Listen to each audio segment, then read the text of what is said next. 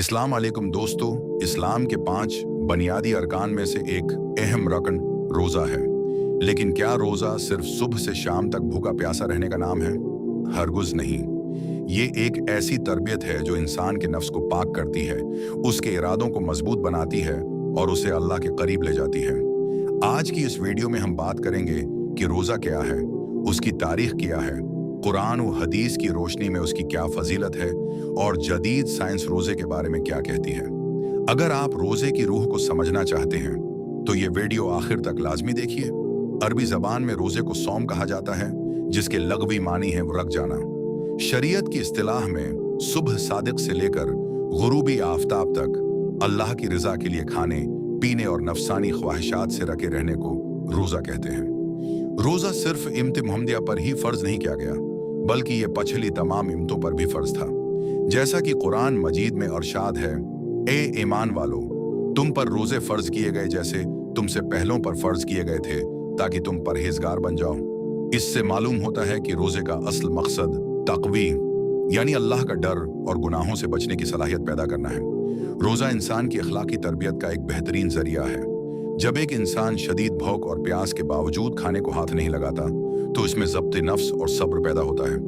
ये हमें ये एहसास दिलाता है कि इन लोगों पर क्या गुजरती होगी जिन्हें 2 वक्त की रोटी में सर नहीं। ये जज्बा इंसान के अंदर हमदर्दी और सखावत पैदा करता है। अल्लाह के नबी करीम ने फरमाया कि रोज़ा एक ढाल है। जैसे एक ढाल सिपाही को दुश्मन के वार से बचाती है, रोज़ा इंसान को शैतान के वार और जहन्नम की आग से बचाता है। इंसानी नफ्स हमेशा लज्जतों की तरफ भागता है, रोज़ा इस सरक्ष नफ्स को लगाम डालता है और उसे रूह का ताबा बनाता है। जदीद साइंस आज इन फवाइद की तस्दीक कर रही है जो इस्लाम ने 1400 साल पहले बताए थे। गैर मुस्लिम ममालिक में इंटरमिटेंट फास्टिंग एक मकबूल तरीका इलाज बन चुका है। 2016 में एक जापानी साइंसदान को नोबेल प्राइज मिला, जिसने साबित किया कि जब इंसान तवील वक्त तक भूखा रहता है तो उसका जिस्म खुद ब खुद खराब और मुर्दा खलियात को खाना शुरू कर देता है। इस अमल को ऑटोफेजी कहते हैं, जिससे कैंसर जैसी बीमारियों का खतरा कम हो जाता है। उसके अलावा हमारा मादा साल भर काम करता है।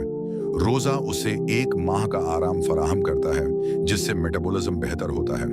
ये जिस्म में मौजूद फालतू चर्बी को जलाता है और इंसुलिन की हसासियत को बेहतर बनाता है, जो ज़ियाबीत्स के मरीजों के लिए मुफीद है।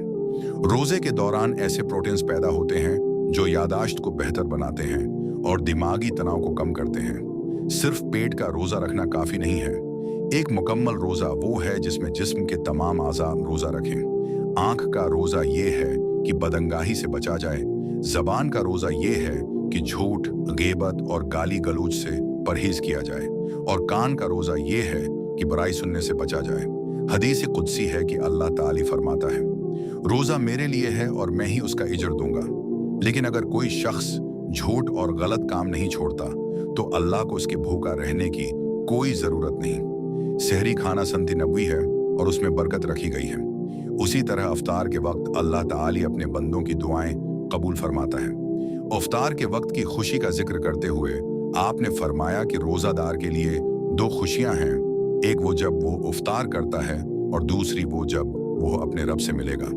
दोस्तों, रोज़ा सिर्फ एक रस्म नहीं बल्कि एक मुकम्मल तर्ज ज़िंदगी है। ये हमें नज़्म और ज़ब्त सिखाता है, हमें पाकीज़ा बनाता है और हमें इंसानियत का दर्द सिखाता है। उस रमज़ान या जब भी आप नफली रोज़ा रखें तो उसे सिर्फ एक ड्यूटी समझकर नहीं, बल्कि अल्लाह से मोहब्बत और अपनी इस्लाह का ज़रिया समझकर रखें। उम्मीद है कि आज की ये तफसीली वीडियो आपको रोज़े की हकीकत समझने में मददगार साबित हुई होगी। अगर आपको ये वीडियो पसंद आई हो तो उसे लाइक करें और अपने दोस्तों के साथ शेयर करें। मज़ीद ऐसी इस्लामी और मालूमाती वीडियोस के लिए हमारे चैनल को सब्सक्राइब करना न भूलें।